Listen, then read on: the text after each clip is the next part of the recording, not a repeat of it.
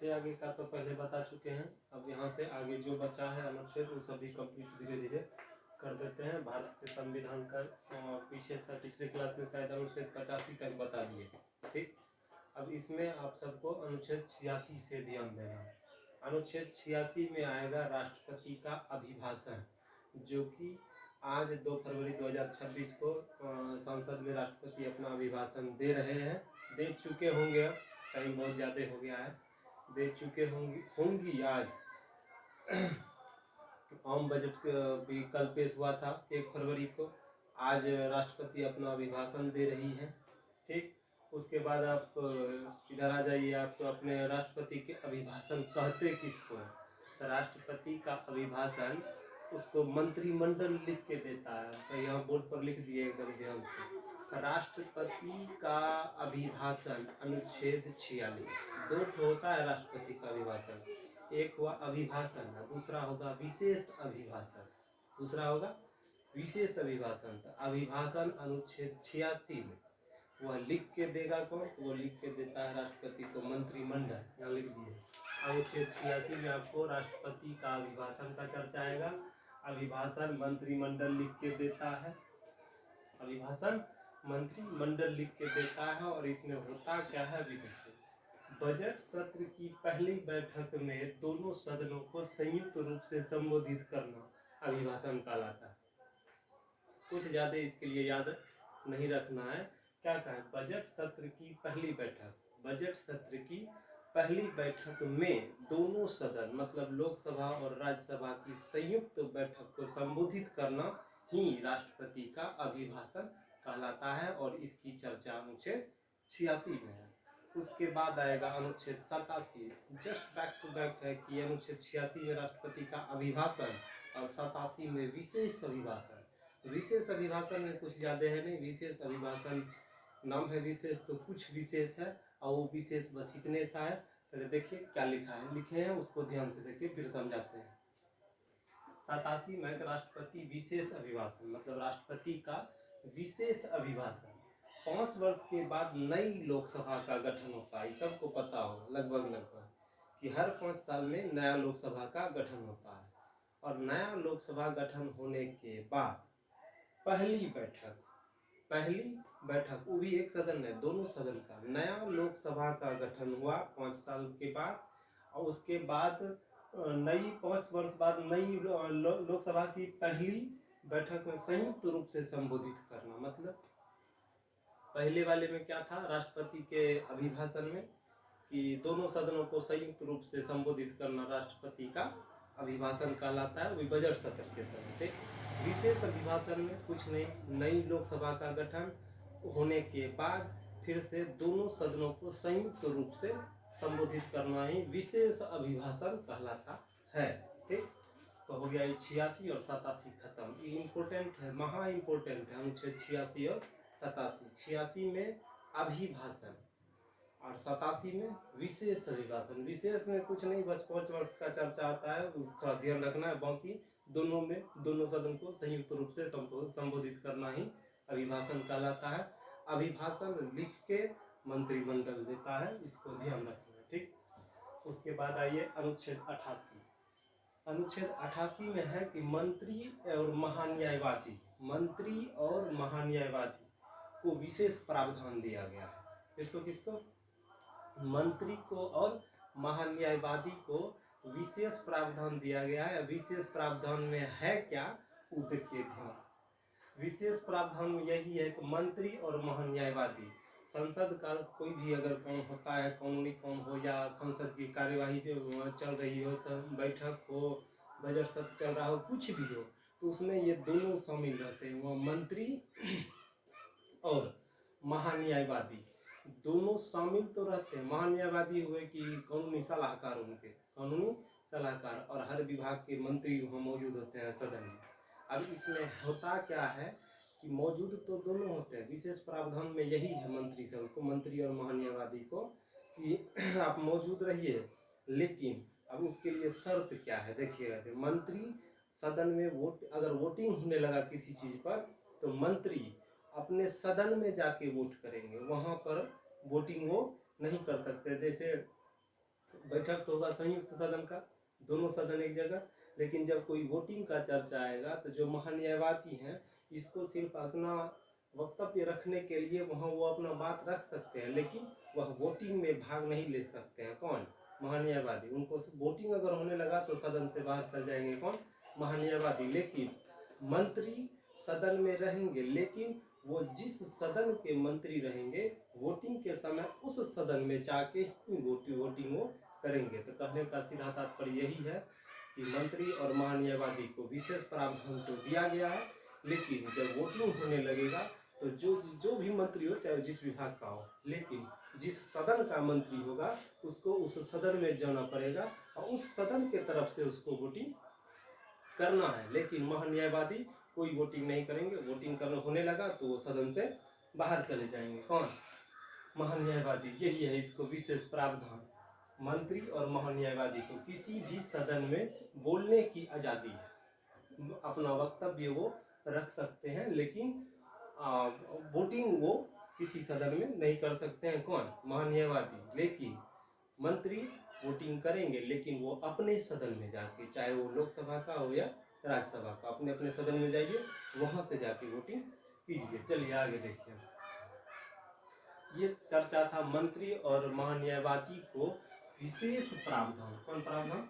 विशेष प्रावधान अनुच्छेद 88, मतलब राष्ट्रपति के अभिभाषण और विशेष अभिभाषण के बाद मंत्री और महान्यायवादी का विशेष प्रावधान।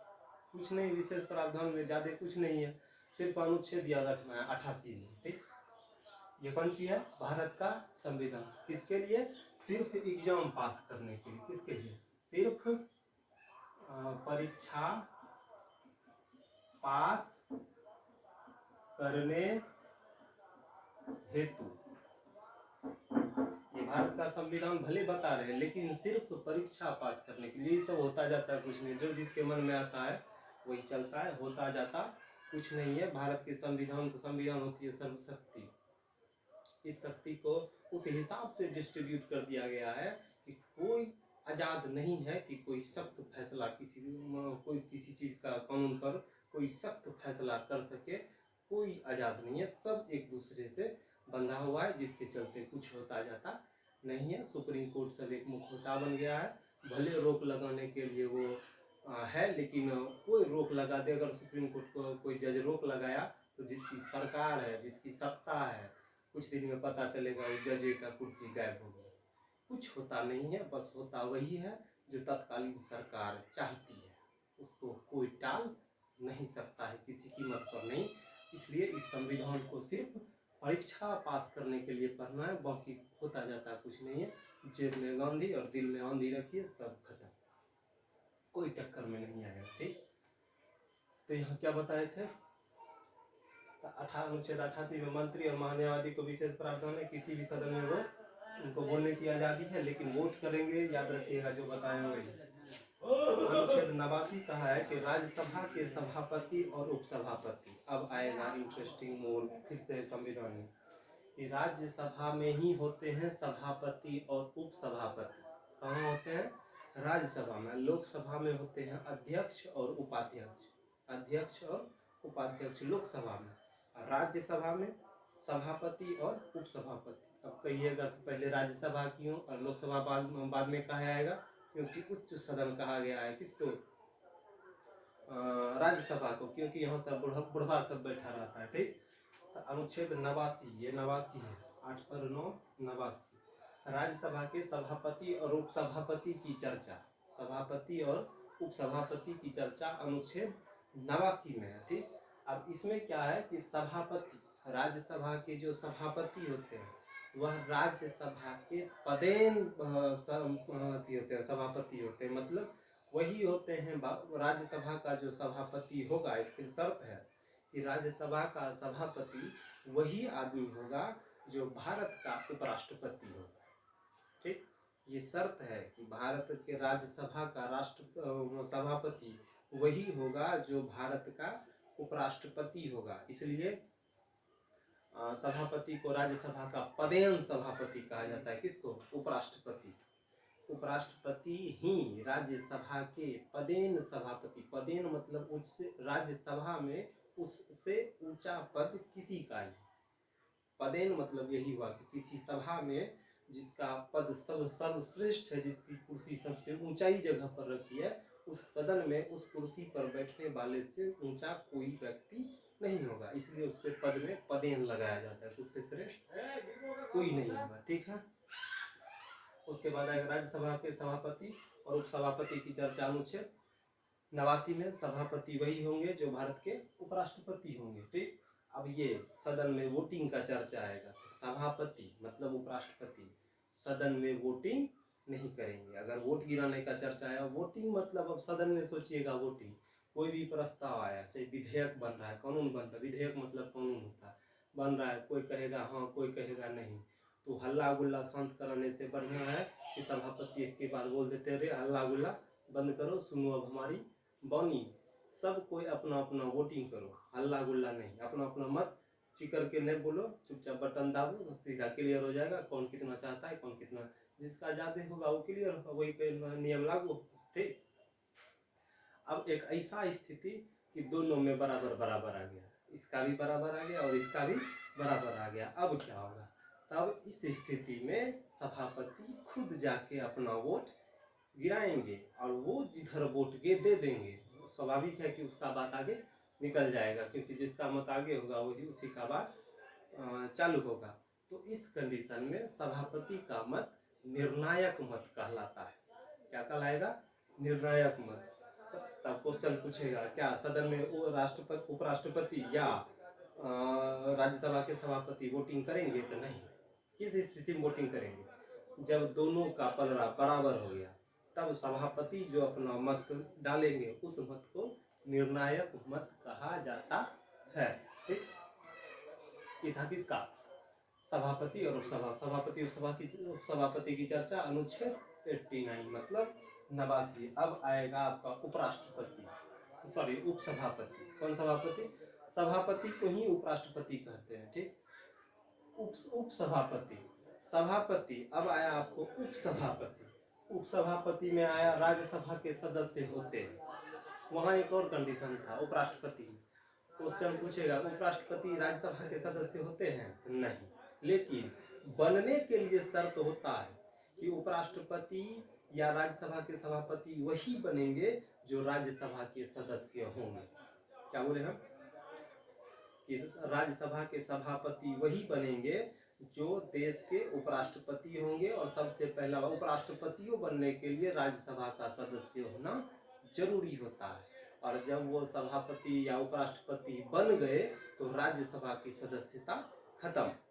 जैसे समझिए कि जो सुन रहे हैं, जो पढ़ रहे हैं, आप अपने आप को समझिए कि हम राज्यसभा के सदस्य हैं, अभी वर्तमान में राज्यसभा के सदस्य हैं, और आप ही को अब इलेक्शन में जीता के बना दिया गया राज्यसभा का सभापति।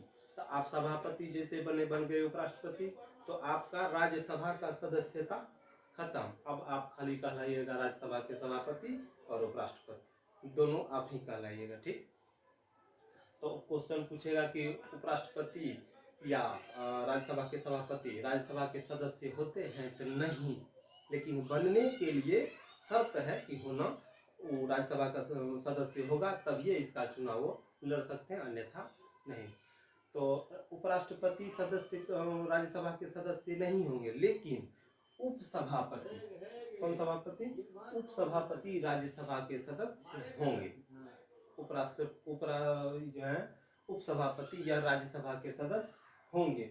अब इस कंडीशन में होता है कि अब रहा कि उपराष्ट्रपति उपसभापति क्यों बनाया गया? राष्ट्रपति आया तो उपराष्ट्रपति हुआ, ठीक है। उपराष्ट्रपति के बाद उपसभापति क्यों बनाया गया? तो जो ये इसलिए बनाया गया कि अगर उपराष्ट्रपति नहीं है तो कार्य कौन देखेंगे? उपराष्ट्रपति मतलब सभापति अगर नहीं है तो कार्य कौन देखेंगे? उपसभापति देखेंगे। अगर दोनों गायब हो गए, दोनों क्या हो गए? गायब हो गए मतलब कहीं चले गए, दोनों क्या हो गए? कहीं चले गए, तो इस स्थिति में लिख दिया है कि कोर्ट में, यहाँ कोर्ट देख लीजिएगा बढ़िया से, कोर्ट में लिख दिए हैं कि दोनों के न होने पर राज्यसभा के 5 वरिष्ठ जजों में से, सदस्यों में से, राज्यसभा के 5 वरिष्ठ सदस्यों में से राष्ट्रपति द्वारा चुना गया व्यक्ति अस्थायी सभापति का कार्य करेगा। क्या बोले, फिर से समझिएगा इसको ध्यान से कि सबसे पहले तो अनुच्छेद 89 में उपराष्ट्रपति जिसको जो राज्यसभा का सभापति होता है उसका और उपसभापति का चर्चा है, ठीक। और उपराष्ट्रपति क्या बोले कि राज्यसभा का पदेन सभापति होता है, तो राष्ट्रपति से उपराष्ट्रपति आया ये तो चला, लेकिन उपराष्ट्रपति से फिर उपसभापति बनाया गया। उपराष्ट्रपति मतलब सभापति, फिर उपसभापति क्यों? अगर ये नहीं रहेंगे तो उसका कार्य ये देखें, अगर दोनों गायब हो गए तब इस स्थिति में राज्यसभा के 5 वरिष्ठ सदस्यों में से जो उम्रदराज होगा, वरिष्ठ लिखती है, 5 वरिष्ठ सदस्यों में से राष्ट्रपति द्वारा चुना गया व्यक्ति ही राज्यसभा का सभापति होगा। किसके द्वारा चुना गया? राष्ट्रपति के द्वारा। कंडीशन एक ही चीज सबसे ज्यादा इम्पोर्टेंट है कि सभापति राज्यसभा का सदस्य होगा तो नहीं, लेकिन उपसभापति राज्यसभा का सदस्य होगा, ठीक। अब चलिए आइए अनुच्छेद याद रखिएगा 89, तो सभापति उपसभापति की चर्चा अनुच्छेद 89 में, ठीक है। अब आएगा अनुच्छेद 93, मतलब डायरेक्ट 93, शॉर्टकट में घींच के खत्म करना, एक बगल से पढ़ने का जरूरत नहीं है, ठीक है। जो जो इम्पोर्टेंट है सिर्फ उसको पढ़ के निकलना, इम्पोर्टेंट तो इसे सब, ठीक। आएगा अब अनुच्छेद 93, जैसे 89 में था सभापति उपसभापति, उसी तरह अनुच्छेद 93 में आएगा अध्यक्ष और उपाध्यक्ष, अध्यक्ष और उपाध्यक्ष। अब अध्यक्ष उपाध्यक्ष कहाँ का आएगा? लोकसभा और राज्यसभा का। यहाँ क्या था, लोकसभा में ही अध्यक्ष और उपाध्यक्ष होंगे, अध्यक्ष और उपाध्यक्ष होंगे। सभापति उपसभापति राज्यसभा के होते हैं और लोकसभा के होते हैं अध्यक्ष और उपाध्यक्ष। चलिए देखिए, तो अनुच्छेद 93 में पूछेगा तो अध्यक्ष और उपाध्यक्ष, अध्यक्ष और उपाध्यक्ष की चर्चा किस अनुच्छेद में है? तो अनुच्छेद 93। और सभापति और उपसभापति की चर्चा किस में है? तो अनुच्छेद 89। लगभग सेम कंडीशन होता है, थोड़ा सा ध्यान देना है। 89 में सभापति उपसभापति, फिर से बार बार कह रहे हैं, 89 में सभापति उपसभापति, 93 में लोकसभा के अध्यक्ष और उपाध्यक्ष की चर्चा। अब ये देखना है कि दोनों लोकसभा के सदस्य होते हैं, लोकसभा में जो 543 को चुन के अभी जाता है वर्तमान में, उसी 543 में से ये 2 चुने जाते हैं, अध्यक्ष और उपाध्यक्ष, तो बचता है उधर क्या 541 को, ठीक। अब देखना, हटाने हेतु प्रस्ताव पारित करना होता है।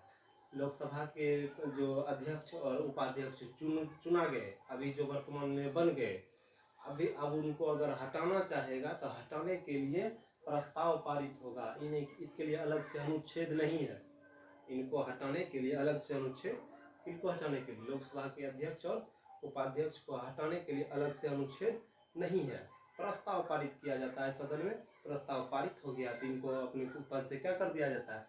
हटा दिया जाता है। किसको? लोकसभा के अध्यक्ष को और उपाध्यक्ष को। जैसे उधर राज्यसभा में सभापति का मत निर्णायक मत था, ठीक उसी तरह लोकसभा में भी लोकसभा के अध्यक्ष का जो मत होगा वो निर्णायक मत होगा। मतलब साफ है सीधा, ये वोट नहीं, सदन में वोटिंग करेंगे तो नहीं करेंगे। कब करेंगे? जब दोनों पलड़ा बीजेपी कांग्रेस दोनों बराबर हो गया तो उस स्थिति में अध्यक्ष जाके वोटिंग करेंगे, जिधर कर देंगे उधर का सरकार बन जाएगा। यहाँ तक क्लियर? उसके बाद चल जाइए, यहाँ तक क्लियर हो गया। 86 में राष्ट्रपति का अभिभाषण कौन लिख के देगा? तो मंत्रिमंडल। 87 में राष्ट्रपति का विशेष अभिभाषण, ये कब? 5 वर्ष के बाद, नई लोकसभा का गठन होने के बाद बजट सत्र के पहली बैठक को संयुक्त रूप से संबोधित करना ही राष्ट्रपति का विशेष अभिभाषण कहलाता है, और ज्यादा कुछ उसमें नहीं है। 88 में मंत्री और महान्यायवादी को बोलने, सदन में बोलने की आज़ादी है, लेकिन कुछ करने की आज़ादी नहीं है। करेगा कौन? करने का क्या? वोटिंग है, बताया। वोटिंग मंत्री अपने सदन में जाके करेगा, लेकिन महान्यायवादी को वोटिंग करना नहीं है। आप वहाँ से काम खत्म हो गया, सिटी लाइट पकड़ लीजिए। उसके बाद 89 में, अनुच्छेद 89 में सभापति और उपसभापति जो बताया उसको फिर से एक बार बैक करके देख लीजिएगा ठीक ढंग से। फिर 89 के बाद डायरेक्ट 93, जैसे वो लोकसभा सभापति उपसभापति था उसी तरह 93 में आएगा लोकसभा के अध्यक्ष और उपाध्यक्ष दोनों उसी सदन के सदस्य होते हैं, ठीक। लेकिन इधर वहाँ सदस्य नहीं होते हैं, सभापति जैसे बन गए, सदस्यता उनकी खत्म हो जाती है, ठीक। अब आएगा सामयिक अध्यक्ष, प्रोटेम स्पीकर, इसी को इंग्लिश में कहते हैं प्रोटेम, प्रोटेम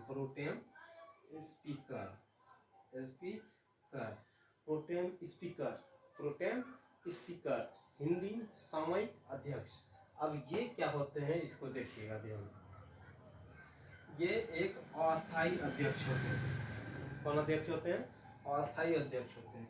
ये लोकसभा के वरिष्ठ सदस्य को बनाया जाता है, मतलब अध्यक्ष का तो चुन के बनाया जाता है। एक ऐसा कंडीशन, अध्यक्ष और उपाध्यक्ष तो तब न चुना जाएगा जब इलेक्शन होगा, नया संसद वहाँ पहुँचेगा, 543 का गठन होगा, इसका कितना हुआ नहीं हुआ, 543 में से अध्यक्ष चुना जाएगा, उपाध्यक्ष चुना जाएगा। लेकिन उस समय उस दोनों को चुनेगा कौन?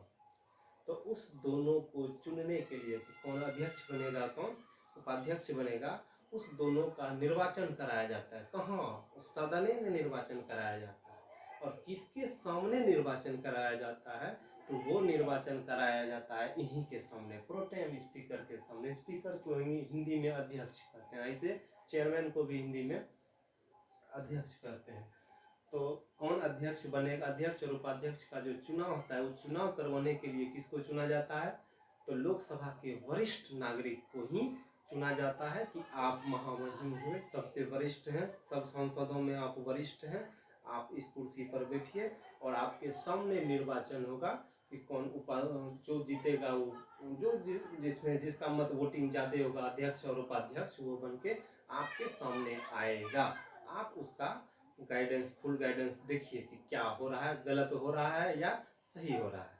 तो किसको चुना?